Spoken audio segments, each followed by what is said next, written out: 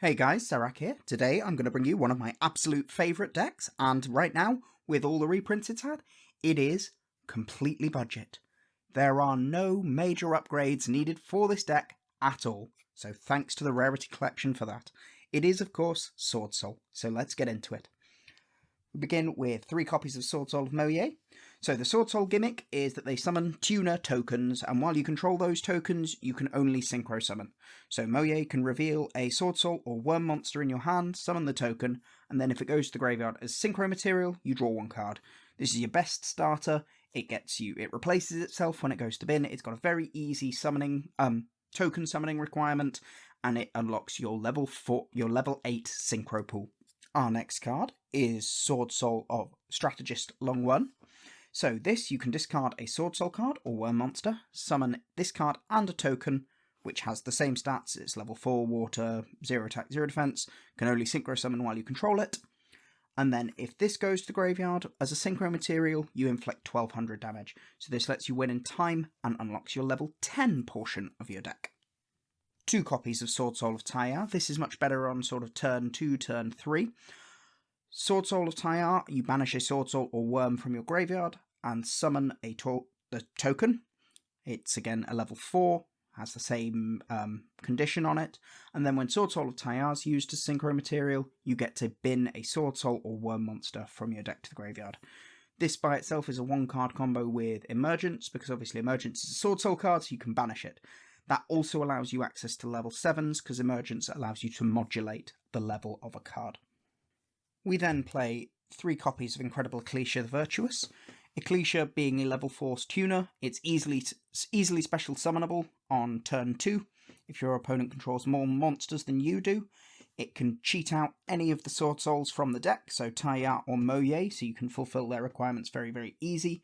And it's a level 4 tuner by itself, so if your opponent interrupts your Moye or your Tyar, then you can use this as your tuner instead. We then move on to our Tenyi portion of the deck. We have 3 copies of Tenyi Spirit Ashina. This is level 7. All the Tenyis have an effect if you control no effect monsters, and then an effect revolving around a non-effect monster. So you can summon a Tenyi if you control no effect monsters. You can special summon them from your hand. And then Ashina, if you control a non-effect monster, you can banish this card from your hand or graveyard and summon a Tenyi monster from your deck, accept itself, and then it locks you into worm monsters. This is the crucial worm lock in the deck. Just remember that you can't summon, say, Baron de Fleur after you've used the effect of Tenyi Spirit Ashina.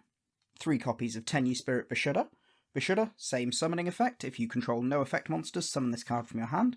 And then if you control a non-effect monster, you can banish this card from your hand or graveyard, target 1 card your opponent controls, and return it to the hand. Really useful for breaking boards. This can out floodgates. It can activate in the hand or the graveyard, depending on where you need it to activate. It forces out interaction, so it's just a really, really good all-round card, and then it's another level 7 body for you. 2 copies of Tenyi Spirit Adhara. This is level 1 tuner. Same summoning condition if you control no-effect monsters, and then if you control a non-effect monster, you can banish them, and then target 1 banished worm monster, accept itself, and add it to your hand. Remember, this can target banished Swordsoul monsters as well as banished Tenyi monsters. So if you banish something with Tyar, then you can banish an Adhara from your hand or graveyard, because you'll control a non-effect monster, the token, and add, say, that Swordsoul monster you just banished, maybe a long one, back to your hand. Your final Tenyi is 1 Tenyi Spirit Shithana. Any level 4 non-tuner Tenyi will do. Some people play this, some people play the fire one. If you control no effect monsters, special summon this card from your hand, and then if a face-up non-effect monster is destroyed by battle or card effect, banish this card from your hand or graveyard, target 1 of those destroyed monsters, special summon it, and then destroy 1 monster your opponent controls. This is really funny with Swordsoul Blackout, targeting, say, a monk of the Tenyi, but it also comes up because your opponents just don't play around it.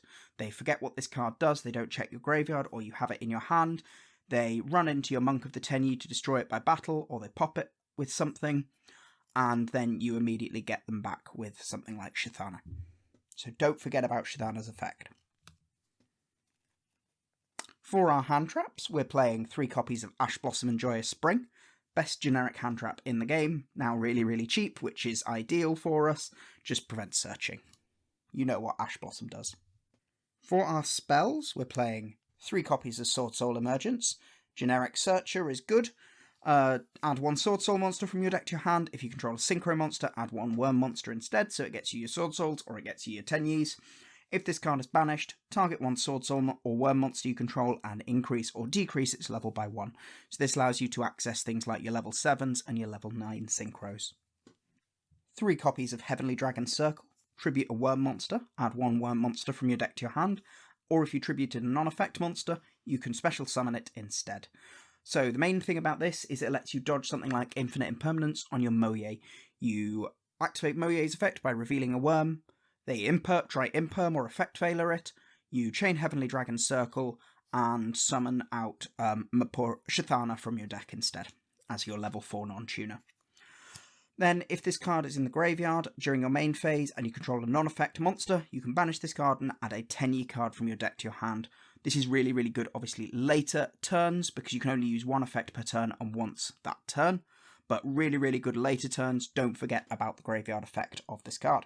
For our generic spells, we play 2 Pot of Desires, banish 10, draw 2. This is basically Pot of Greed in this deck. We have no crucial one-offs that we really care about, so drawing 2 is really, really good. 2 copies of Forbidden Droplet, one of the best board-breaking cards in the game. We play lots of spells and things that we don't mind sending as cost, so activating this, chaining to a Swordsoul Emergence or a Pot of Desires, makes it feel like a free spell. Our Tenyi is all activating Grave, so if we don't need to summon them, we can use them as fodder for this. We can pitch a Swordsoul card to set up Taya. We just have lots of things. We'll have Spent Monks of the Tenyi that we can use to send this as well. There are just lots and lots of things we can use as material for Forbidden Droplet that really, really enables us to use it to break boards. And 1 Call by the Grave as our final spell, because getting Ash Blossomed at the wrong point in this deck sucks, and we like to be able to play around that. For our traps, we're playing the 1 copy of Swordsoul Blackout as our main searchable interruption. Target a worm monster you control and 2 cards your opponent controls, destroy them, and then if this card is banished, special summon a Swordsoul token, the same stats as before, and then while it's in the monster zone, you can only summon synchro monsters from the extra deck. So this obviously again combos with Taya. It means they can't imperm your Taya or effect failure your Taya because it banishes for cost, so this will still summon. It gives you that extra token if you don't have another way of generating a token, which is just really, really useful overall for the deck. And it's a double pop. 3 copies of Infinite Impermanence, the best generic trap going first, going second, and provides us with much needed effect negation. And 3 copies of Evenly Matched. Really, really good against a deck like Rescue Ace. We can afford to main it because this deck is really, really good at going second. So we can main it for going first or going second. For our extra deck, we have 2 copies of Swordsoul Grandmaster Qishao. If it's synchro summoned, add to your hand or banish 1 Swordsoul card from your deck. So you can search Blackout, you can banish a Emergence to modulate a level, you can banish the copy of Blackout. So this is really, really flexible, and it just gets you an extra interruption or an extra piece of extension. And then banish 1 Swordsoul or worm monster from your hand or graveyard, target an effect monster on the field, negate its effects until the end of the turn. So it provides you with interruption and potentially extension as well, or just banish something that you can then get back with Adhara. It's only 1 effect per turn, and once that turn, so if you search, you can't negate an effect. 1 Swordsoul Supreme Sovereign Chengying. So for each banish card, this card gains 100 attack and defense, and monsters your opponent controls lose 100 attack and defense. So if you've resolved the desires, this becomes impossible to deal with by combat. If this card will be destroyed by card effect, you can banish a card from your graveyard instead. And if a card is banished, except during the damage step, banish 1 card each from both your opponent's field and graveyard. Provides graveyard destruction, removal, is a big beefy boy for OTKs, and is difficult to remove. This is a really, really nice option to have in the extra deck. 1 Swordsoul Sinister Sovereign Qixing Longwan. So if you synchro summon another worm, you can draw a card. While your opponent special summons a monster, except during the damage step, banish 1 of those monsters and inflict 1200. When your opponent activates a spell, trap card, or effect, you can banish this card, and if you do, inflict 1200 damage. You can only use each effect once per turn. So this provides you with card draw and card replacement if you can commit to a level 10 going first. Sometimes you can, sometimes you can't. Depends, it's generally safer not to, but if you can, then you get the reward for it. It provides monster removal, it provides you with a way to win in time, and it provides spell and trap removal, and especially regarding continuous and field spells and traps, because it can activate on activation or on effect activation. You can very easily stop something like a skill drain or an anti-spells fragrance that would otherwise mess up all of your plans. One copy of Baron de Fleur. This is your generic level 10 you will probably make most often. Once per turn, target one card on the field, destroy it.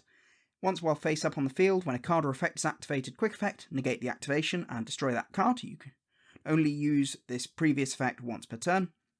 And then once per turn, during the standby phase, you can target one level 9 or lower monster in your graveyard, return this card to the extra deck, and if you do, special summon it. So it breaks the board, it provides with a much needed Omni Negate, it's a big guy, it provides you with extension on turn 3 onwards if you've used its negate to get something back like a Moye or similar that you can then use to start your plays off on turn 3.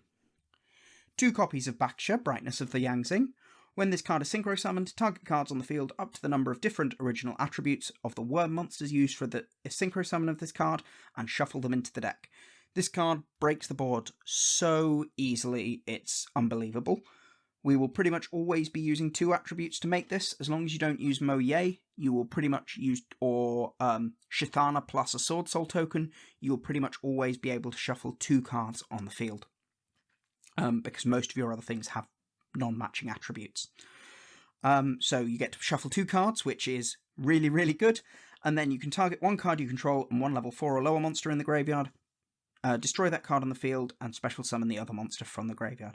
So you quite often make this, shuffle 2 cards away, target a Taya or a Moye in the graveyard, pop this and summon back the Taya and the Moye and continue your combos that way, allowing you to break the board and then just continue playing afterwards. The lines involving Yangzing monsters are really can get really complex, and they're really difficult to learn without just playing the deck out by yourself, and how to find OTKs with this deck. 1 Yazi, Evil of the Yangzing. So Yazi cannot be targeted by opponent's card effects, and then you can target a Yangzing monster you control itself, and 1 card your opponent controls, destroy them, and when this card is destroyed by battle or card effect, including its own effect, you can special summon 1 worm-type monster from your deck in defense position. So your classic thing with Yazi will be making a level 7 synchro either through some form of level modulation, and then say Taya, and then popping the Yazi and summoning Moye from your deck, reveal another, or getting a Tenyi from your deck, reveal another worm in your hand, and going off that way. So, and it provides you with, again, more ways to break the board. 1 Xiaofeng, Phantom of the Yangzing. So this requires, while this synchro summon card is on the field, this is a level 9 monster, your opponent cannot activate effects of monsters with the same original attribute as the Yangzing monsters used for the synchro summon of this card. So, if you can make this with Yazi, you can very easily turn off their Bestials. If you can make this with Baxia, you can turn off their Nibiru. So that's the flexibility that this allows you. So this, made with the right attribute, can just win you the game if you can make it with a light or a dark monster, whichever is more relevant to the deck you're playing against. And then if it's destroyed by battle or card effects and sent to the graveyard, add 1 tuner from your deck to your hand, which will be Adhara. And then once per turn, when a monster your opponent controls is destroyed by battle or card effect, summon 1 worm monster from your deck in defense whose original attribute matches the attribute of that destroyed monster on the field. So it can provide you with some extension, it provides you with a blanket effect negation in either light or dark, whichever you need, and it replaces itself when destroyed. 1 Draco Berserker of the Tenyi. When your opponent activates a monster effect, you can banish it. So something like Havness is really funny to hit with Draco Berserker of the Tenyi, because it won't do anything, and you just get to banish it out of their hand. If this attacking card destroys an effect monster by battle and sends it to the graveyard, it gains attack equal to the destroyed monster's original attack, and it can make a second attack on a monster this turn. So really easy OTK machine there. And it's another generic level 8. Our final synchro is Psychic End Punisher. This is a generic level 11, so we make it with generally our level modulation or a Swordsoul tuner token plus one of our big Tenyis. While your life points are less than or equal to your opponent's, the synchro summoned card is unaffected by opponent's activated effects. You can pay 1,000 life point, target one monster you control and one card your opponent controls, banish them, and at the start of your battle phase, you can make this card gain attack equal to the difference in your life points and your opponent's. So this card just ends the game out of absolutely nowhere. It makes it very, very difficult to deal with because you can lower your life points with it, and it's removal, and it gets huge very, very easily. For our link monsters, we play our 3 copies of Monk of the Tenyi, puts all our Tenyis in the graveyard and leaves us with a non-effect monster, so that's why you play 3. And then we play our 1 Shaman of the Tenyi. Discard a card, target 1 worm monster in the graveyard, special summon it, and then you can activate effects of monsters summoned from the extra deck, except Tenyi monsters, so it provides you with a little bit of a lock, but not a major one. And then when an attack is declared involving your face-up non-effect monster, target 1 card your opponent controls and destroy it. So occasionally you get to break the board using a Monk and a Shaman. Most of the time this is used for extension purposes if you've bricked or been hand-trapped to at least put some interruptions on the board, because the lock only lasts for 1 turn. So, that there is Swordsoul. Swordsoul is one of my absolute favourite decks. I hope you enjoyed that. There are no major upgrades for this deck. The entire deck is complete. So you could take this to a regional or a YCS tomorrow, as long as you had a side deck. And hopefully, if you learned how to play it well, you would do quite well. So I hope you enjoyed that, and I will see you again soon. Thanks for watching.